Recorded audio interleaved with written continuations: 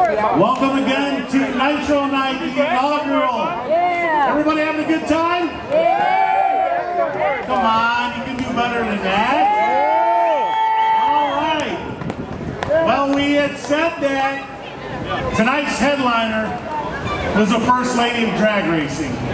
It's my pleasure, my privilege to introduce the First Lady of Drag Racing, a three-time NHRA World Champion. Put your hands together for Shirley Muldowney.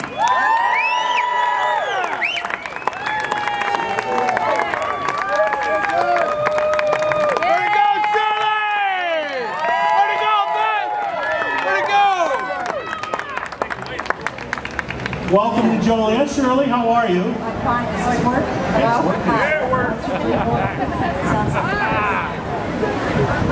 Well, Shirley, you're the Grand Marshal of the NHRA O'Reilly Auto Parts Nationals at the RT66 Raceway. A few years ago, you had run this event. Actually, I did. 2003. Yeah, I ran my quickest and fastest, so this track was very good to me. And I want to see everybody that's here tonight. I want to see all of you at the racetrack tomorrow. Each and every one of you. Come and say hi, okay? We'll be there! Shirley, this is the mayor of Joliet, Tom Girani. Pleasure. Thank you, sir.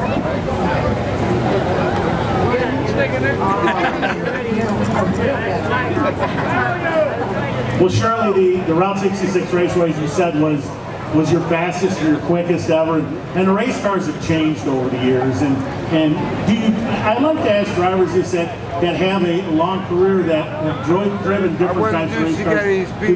Have these cars changed very much than back in the day when you first got your career going? Leaps and bounds. They just get longer, quicker, faster.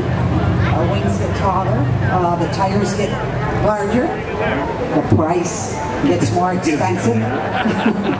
Big time. I can remember when we would look all over and just put our hands together and pray for $100,000. Now you pray for $4 million. And that might get you to the starting line. It might get you from the starting line to the finish line. No, I'm not exaggerating. I'm trying to give you some kind of a look at what the racers have to endure. So sponsorship is very important to get the job done and get it done right. In your illustrious career, you were fortunate to have some of the bigger names on the side of your race car, with Pioneer for one. Yes, Pioneer. And that's what it takes to have partners and sponsors I mean, these things just eat money, and to have a sponsor and a partner to be able to go out and contest this 26 race schedule has to be just astronomical. Well, the championship it's a nice pot at the end of the rainbow, at the end of the year, but you can spend 5 times that amount of money just getting to that point where you're in contention for the championship. And there's a lot of good cars out there that it's just not an easy ride. Well, it's never been an easy ride. I can remember when there used to be 32 car shows. Now there's 16. But, and I even once saw a 64 car show in Seattle, Washington. So, there's a lot of people out there that like drag racing. It is, I know that it's the most exciting form of motorsports in the world. So, I don't see one round shirt out there. So, congratulations, guys. I'm proud of you. Shirley, over the years, the different race cars you've driven, is there one that just sticks out in your mind that was just near and dear to you, that was your favorite race car? Probably going to surprise you. Of course, I like the Last Pass car. That's the car. I actually drove that car for 6 seasons. A lot of people aren't aware of that, but we didn't have a lot of funding. We put most of our money into engine parts and support parts, and so we had enough in the trailer to go. And we call them bullets because that's basically what they are, and they cost $250,000 each. So I would say the last pass car is my favorite, but the one that I really wish today that I had, or even knew where it is, if it does exist, is the dual engine, 2-engine top gas car that I drove in 1968, 69, 1970. It was novel, it was great, you know, 2 Chevrolets, supercharged, coupled together, and I ran 198, 197, 199. I could not squeak 200 miles an hour out of that car as hard as I tried. And it was truly one hell of an oil bath in the lights when it decided to come apart. But a great car. We sold it to purchase a used funny car, and that was when I decided to go nitro racing. I never looked back after that, but I would give anything to know where that car is today.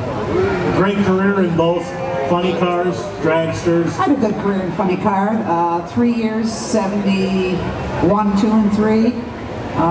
Rough racetracks, nothing like Route 66. Never dreamed I would ever see anything that wonderful. And you know, we drove some pretty tough, ugly, dark, narrow, short tracks, but survived those years, luckily. I'm lucky to be here today, but I learned a lot, and I'm glad that I stayed with it. It's the best decision I ever made. I couldn't have done better with my life. I was a street kid with no direction and not much to look forward to. I hated school. The only thing I liked was this nice-looking blonde guy named Jack Muldowney. He had a 51 Mercury, and it had dual exhaust and dome headlights, and it was a classic car. And I started dating Jack, and we were married for 17 years. He passed away in 2007, and we were friends all those years. Great guy. I have him to thank for, he very seldom ever gets credit, but he was responsible for my career. I mean, truly, he was the one.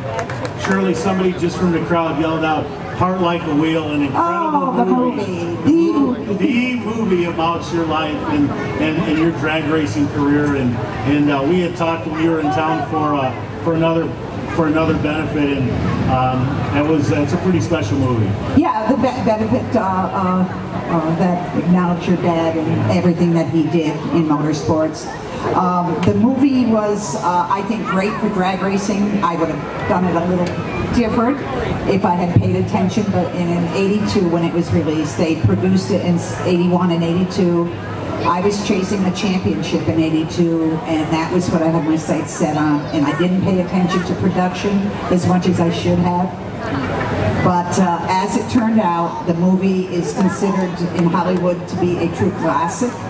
And here it is 32 years later, and you can still see it on cable 5 or 6 times a year, and they just re-released the DVD for the 3rd time. So yeah, it's a credit. It's nice to have a movie made about you and still be alive. Well, Shirley, I get spoiled, and I get the great job of interviewing celebrities and famous race car drivers like yourself, but I do have to say that it truly is an honor and a privilege to be here with you tonight. All the years we spent together at Bell Helmets, and oh yeah, actually, you know, if you like your head, if you think anything of your head, wear a Bell helmet. You are doing yourself a favor. Here was a quick story. Shirley, when I would build the interior for her helmets, she got the ones that she liked, and she says, "I want Mike to build my helmets, and that's it." So I was in Indianapolis for the 500, and Shirley sent back a couple of shells that were painted, and they needed to get put together. And she told the girls that answered the phone, said, "Well, Mike's in Indianapolis," and she said, "Well, send him there then. He's going to build them." Yeah. So there was a rumor started in Indianapolis that Shirley was going to try and qualify a second weekend car, because they walked in, and you know us, you know, when it rained and the media would be there and we'd get all kind of rumors started. So I was building 2 Shirley Muldowney helmets, and they walked in and everybody's eyes got huge. So that's just a quick story about Shirley, but truly it is.